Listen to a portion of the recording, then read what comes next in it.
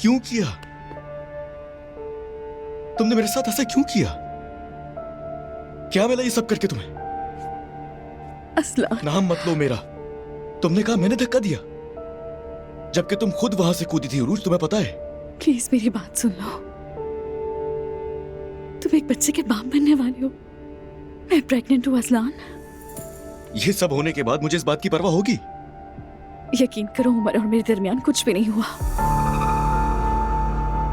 ये झूठ बोलना बंद कर दो अब। असलान, मैं तुमसे सच बोल रही हूँ।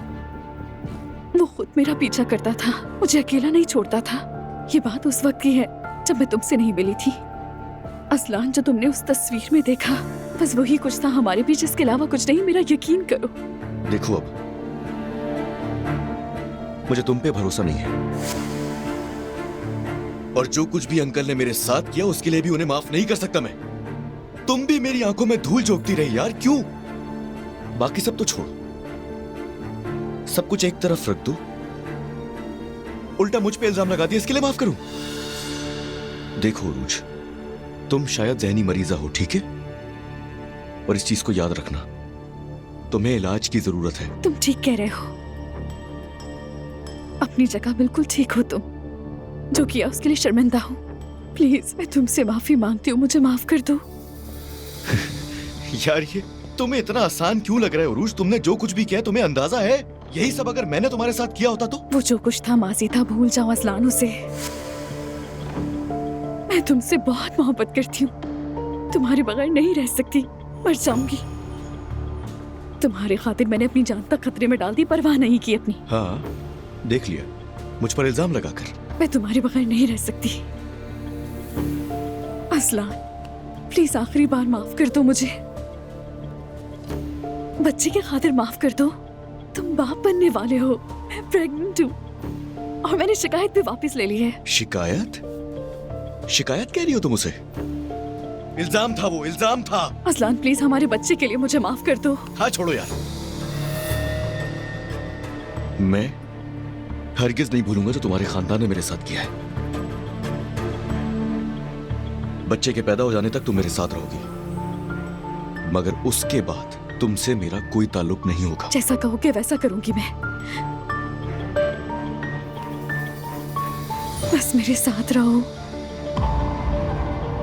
मैं ये सब कुछ तुमसे जान छुड़ाने के लिए कर रहा हूं। कागजात पर हम मियां बीवी रहेंगे, लेकिन उससे ज्यादा तुम मेरे लिए कुछ भी नहीं हो। असलान, ये सब तुम गुस्से में कह रहे हो ना, लेकिन बहुत जल्द ठीक हो जाएगा सब, मैं वादा करती हूँ। नहीं नहीं नहीं नहीं नहीं, बिल्कुल भी वादा मत करो।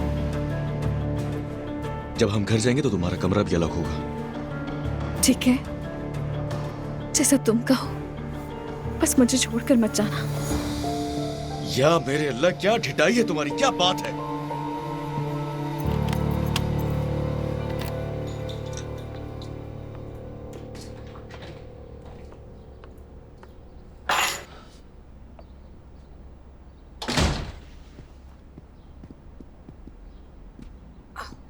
ओ मेरी प्यारी मॉम,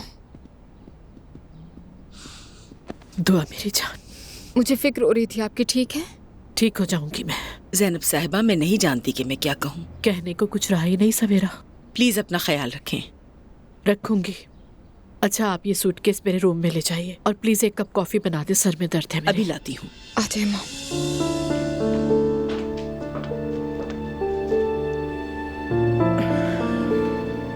जवेरी, आप यहाँ बैठो। ओह, प्यारी मॉम, बताएं आप कैसी हैं? मुझे आप ठीक नहीं लग रही हैं। क्या उमर अंकल से बात हुई आपकी? हाँ, घर गई थी चीजें लेने के लिए, इंतजार कर रहा था वो मेरा। उमर अंकल पर यकीन नहीं आ रहा मुझे। यकीन तो मुझे भी नहीं आ रहा। दुआ, क्या सोचा है, अब क्या करेंगी? तलाक लूंगी, और करने को कुछ नहीं है। उमर का चेहरा नहीं देखना दोबारा। मुश्किल नहीं होगा ये? तकलीफ तो होगी मुझे, लेकिन कुछ समझ नहीं आ रहा। शायद अब खुद को थोड़ा वक्त दूंगी, जो कुछ मैंने झेला है उसे समझने की कोशिश करूंगी, यानी खुद को संभालूंगी, तुम सबके साथ वक्त गुजारूंगी, ठीक हो जाऊंगी। ओह मेरी प्यारी मॉम, सबसे प्यारी मॉम, आप वो करें जो आपको ठीक लगे, हम साथ हैं आपके। वैसे खाला जान से बात हुई आपकी? हुई थी, रास्ते में थी वो, जर्मनी चली गई है। क्या मतलब? जो कुछ भी हुआ उसके बाद उसने मान लिया कि वो दोबारा अब्दुल्ला साहब के साथ है। इस सब के लिए आपने तो मजबूर नहीं किया ना। दुआ, मेरे पास लोगों से अब बात करने की भी हिम्मत नहीं है। इंसान जो भी करता है अपने लिए करता है। ये सब होने के बाद जब अब्दुल्ला साहब उससे मिलने ना जा सके तो वो गुस्से में आकर चली गई। लेकिन ऐसी हालत में जहाज का सफर कैसे कर सकती हैं? एलिफ की फिजिक ऐसी नहीं है जिससे किसी को शक हो। जाने दो उसे, जो करना है करने दो। वहाँ सुकून से रहेगी और फिर डिलीवरी भी हो जाएगी वहाँ आराम से। यानी अब वो अलग हैं? हाँ बिल्कुल, लेकिन वो एलिफ है, उसके बारे में हम कुछ भी नहीं कह सकते। दुआ करें कि मेरी बेटी को कुछ ना और वो अपनी शिकायत वापस ले ले। वो झूठी है रसूल साहब, उसके लिए दुआ की जरूरत नहीं है। आप बदतमीजी कर रही हैं मरीम साहिबा। क्या आपने अपनी आंखों से देखा था जो अपने बेटे का दिफा कर रही हैं? मैं दिफा करूंगी क्योंकि वो ऐसा कभी नहीं कर सकता। मरियम बेगम बस, रसूल साहब आप भी चुप हो जाएं। मैं कैसे चुप हो जाऊं जब मेरी बेटी इस हालत में है अब्दुल्ला साहब?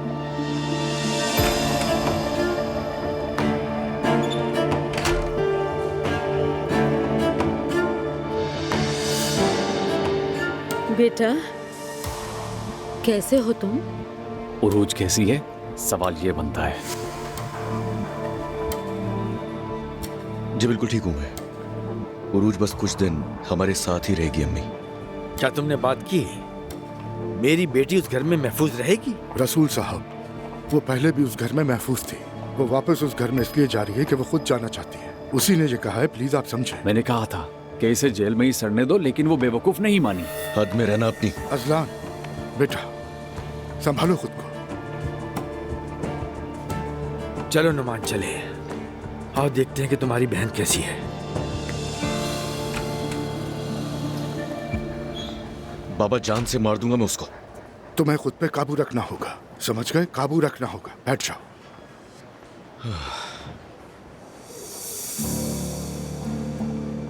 क्या हमारे उस कमीने अंकल की कोई खबर है? अल्लाह उसे गारत करे, हमारे घर का सुकून बर्बाद करके भाग गया। अब करना क्या है बाबा? चुपचाप बैठकर तमाशा देखें? जो कुछ भी हो रहा है वो बर्दाश्त करते रहे? मैं खुद उससे बात करूंगा। देखो, अब उससे उलझने की कोई जरूरत नहीं है। मैं नहीं चाहती कि मजीद कुछ हो। कुछ भी नहीं होगा, कसूर उसका है, वो नहीं उलझेगा। यकीनन घर में ही छुपा होगा, वो ऑफिस आने की तो हिम्मत भी नहीं होगी। ठीक है, मैं घर जाके बात करूंगा।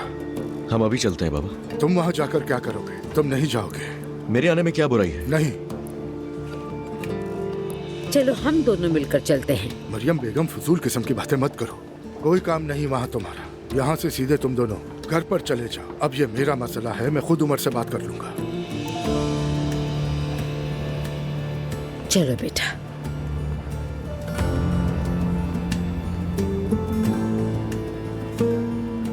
यूसुफ, मैं अलिफ से राब्ता नहीं कर पा रहा। घर जाओ और उसकी खैरियत बताओ। ठीक है सर।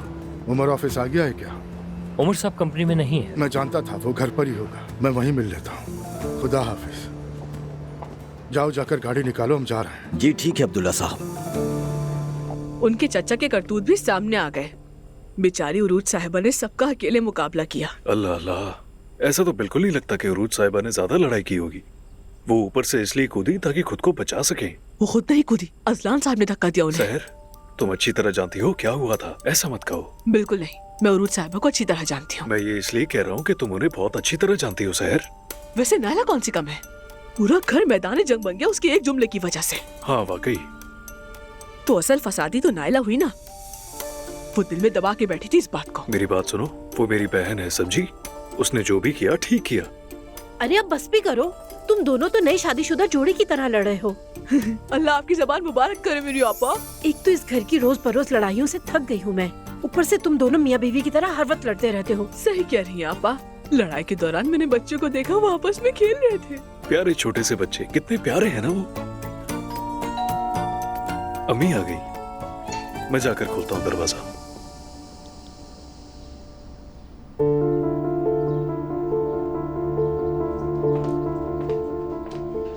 क्या हुआ दो बेटा? मॉम, शारिक का फोन आया था, वो मिलना चाह रहे हैं मुझसे, लेकिन मैं इस हालत में आपको छोड़कर नहीं जाना चाहती। दुआ, क्या हो गया है तुम्हें? मेरी वजह से खुद को नजरअंदाज ना करो। ये 2 दिन की बात नहीं है कि मैं ठीक हो जाऊँ। सब कुछ नॉर्मल करने में थोड़ा सा वक्त लगेगा। अपना रूटीन खराब नहीं करो, मैं ठीक हो जाऊंगी। Are you sure? हाँ बिल्कुल। अब मेरी वजह से परेशान नहीं हो। बिल्कुल जाओ, जाके तैयार हो। लेकिन अगर आपको मेरी जरूरत पड़े तो बुला लीजिए। तो मेरे साथ ऐसा रवैया करोगी जैसे मैं बीमार हूँ तो फिर मेरे लिए मुश्किल हो जाएगी। ठीक है, इधर आए। बस मेरी फिक्र मत करो, दुआ करो मैं इससे गुजर जाऊं। आपसे बहुत मोहब्बत करता हूँ। मैं सिर्फ तुमसे मोहब्बत करता हूँ और मैंने कभी तुमसे बेवफाई नहीं की। लेकिन मैंने बेवफाई कर दी है, ऐसा ही है। और वो भी कल रात को।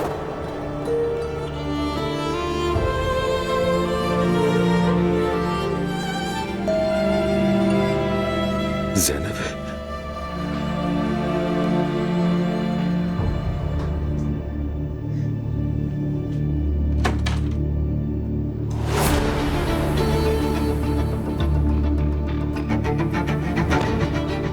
जी भाई। मुझे भाई मत कहो, तुमसे बात करने आया हूँ बस।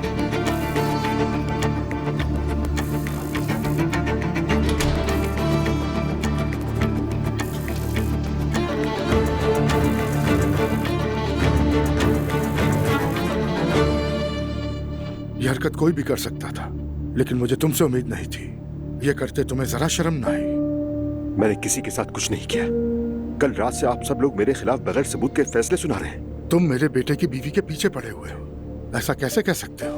मैं किसी के पीछे नहीं पड़ा हूँ भाई। जो कुछ आपने सुना है सब झूठ है। बकवास बंद करो अपनी। चाहे तुम अपनी तरफ से कितनी भी सफाई दे लो, लेकिन जो सच था वो रूज ने हम सबको बता दिया है। पीछे कुछ नहीं बचा। भाई देखें, कल रात घर का माहौल बहुत खराब था। सब गुस्से में थे, चीखे लड़े, लेकिन रात गुजर गई। मुझे तो लग रहा था कि रात गुजरने के बाद अब तक आप सब लोग रिलैक्स हो गए होंगे, लेकिन मैं गलत था। मुझे तुम जैसे भाई की जरूरत नहीं। तुम अपना बोरिया बिस्तर समेट कर निकल जाओ हमारी कंपनी से। अच्छा, वाकई आप होते कौन है मुझे निकालने वाले? वो कंपनी मेरी भी है। तुम्हारा जो हिस्सा है वो तुम्हें मिल जाएगा। बस मुझसे और मेरी फैमिली से दूर रहो। भाई आप बड़े हैं, लेकिन अब बस बहुत हो गया। वाकई बहुत हो गया।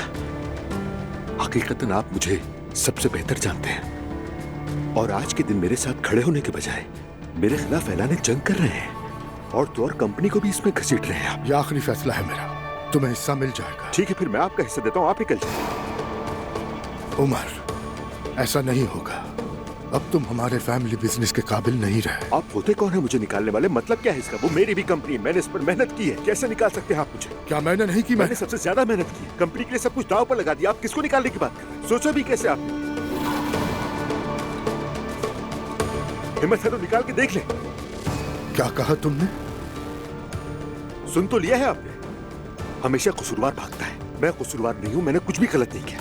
मैं यही हूँ और कहीं नहीं जा रहा। उमर, आए मारे मुझे। आपको तो कल से इसकी आदत हो गई है। इससे सुकून मिले तो मार ले। कोई अच्छा वकील कर लेना चाहिए तुम्हें, क्योंकि कंपनी के वकील तुम्हारा केस नहीं लड़ेंगे।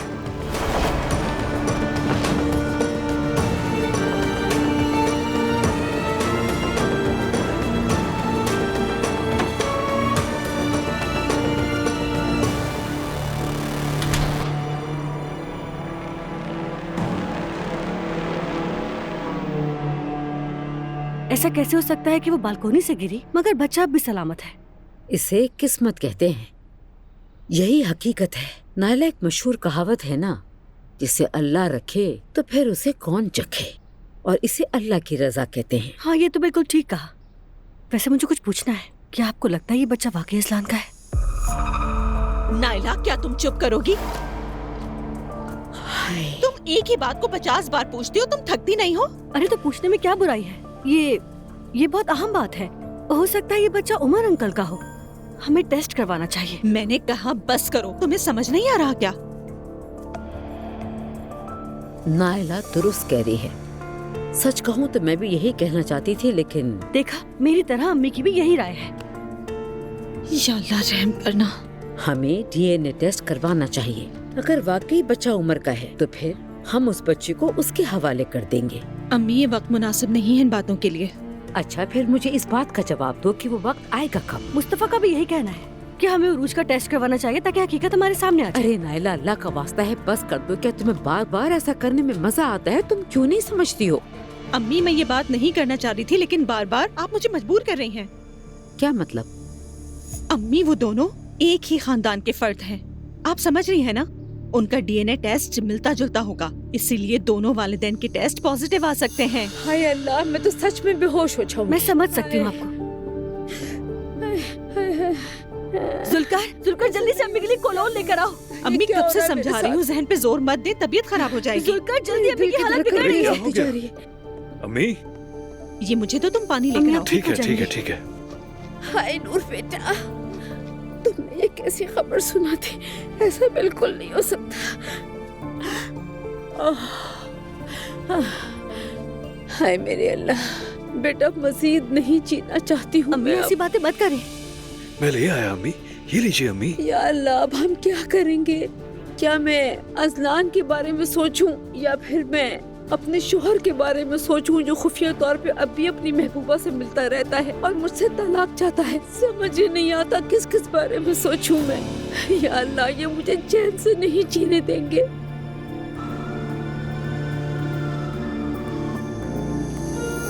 तुम क्या कह रही हो? तुम्हें क्या क्या सहना पड़ा? क्या क्या बताऊं, बस शुक्र अदा कर रही हूँ कि उस खानदान से बच गई किसी तरह। तुम्हारी मॉम कैसी हैं अब? मुझे नहीं मालूम, वो कुछ बता नहीं रही हैं, तो मैं सोच रही हूँ कि ठीक ही होंगी, लेकिन मुझे मॉम की बहुत ज्यादा फिक्र है। उन्हें देखकर ऐसा लग रहा है कि वो एक ही रात में बूढ़ी हो गई हैं। क्या वाकई में उमर ऐसा शख्स था? बिल्कुल नहीं, वो ऐसे बिल्कुल नहीं थे। वो उस खानदान में सबसे शरीफ, नफीस और केयरिंग इंसान थे। यही बात तो मुझे परेशान कर रही है। इससे भी बढ़कर मॉम से बहुत मोहब्बत करते हैं। ऐसा कैसे कर सकते हैं? मुझे नहीं मालूम, कुछ समझ नहीं आ रहा। एक मिसाल है, जो जैसा नजर आता है वो वैसा होता नहीं है। ठीक कह रहे हो, पर मैं किसी से कुछ भी तवक्को करूं, लेकिन उमर अंकल से नहीं कर सकती। दुआ किसी से तुम्हारा मतलब मैं तो नहीं हूँ ना? तुम्हारी बात नहीं कर रही शायद। दूध में बाल हो सकता है लेकिन मुझ में नहीं। होने को तो कुछ भी हो सकता है, लेकिन मुझ में मजीद झूठ या धोखा बर्दाश्त करने की ताकत नहीं है। मेरी जान, मैंने तुम्हें बहुत मुश्किलों से तलाश किया है और तुम मुझे मिल गई। तुम मेरी जिंदगी हो, मैं तुम्हें कभी तकलीफ नहीं दूंगा। और अब तुम उस उमर या किसी और की फिक्र मत करो। आखिरकार वो अजलान का ही चाचा है। ठीक कहा, उनके खून में बेवफाई है। यानी झूठ, फरेब और धोखा उनकी फितरत का हिस्सा बन चुका है। उमर अब हमारी कंपनी में नहीं रह सकता। मैंने उमर को कंपनी छोड़ने का कह दिया है, लेकिन वो समझने को तैयार नहीं। इस सूरत में हमें तकसीम देखनी होगी। एक बात से परेशान हूं मैं। जब मुझे हार्ट अटैक हुआ था तो उस वक्त मैंने अपने कुछ शेयर्स अपने बच्चों के नाम कर दिए थे। तो फिर आपके बच्चों को आपकी तरफ होना चाहिए अब्दुल्ला साहब। उन्हें होना पड़ेगा और कोई दूसरा रास्ता नहीं है। हम एक जनरल मीटिंग बुलाएंगे। ये फैसला सबके मुत्तफिका वोट से होगा। उमर को इससे एतराज भी हो सकता है और वो अदालत तक भी जा सकता है। ठीक है, ये बताओ क्या वो जीत सकता है? इस हालात में ये मुश्किल लगता है और ये अमल तवील हो सकता है। कुछ भी हो, उससे कोई ताल्लुक बाकी नहीं रखना चाहता। तो फिर मुझे इजाजत दें ताकि मैं इस पर काम शुरू कर सकूं। ठीक है, तुम्हें इस वक्त बुलाने के लिए माजरत चाहता हूँ मैं। कोई बात नहीं अब्दुल्ला साहब। चलो, खुदा हाफिज, शब बखैर।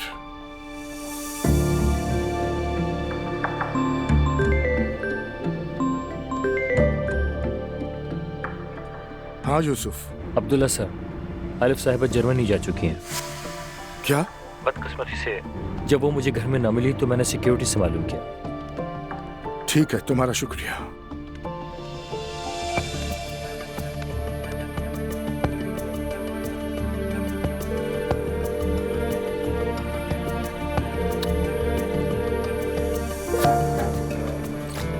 या अल्लाह, ये क्या पागलपन कर रही हो एलिफ? मेरी परेशानी को मजीद बढ़ा रही हो।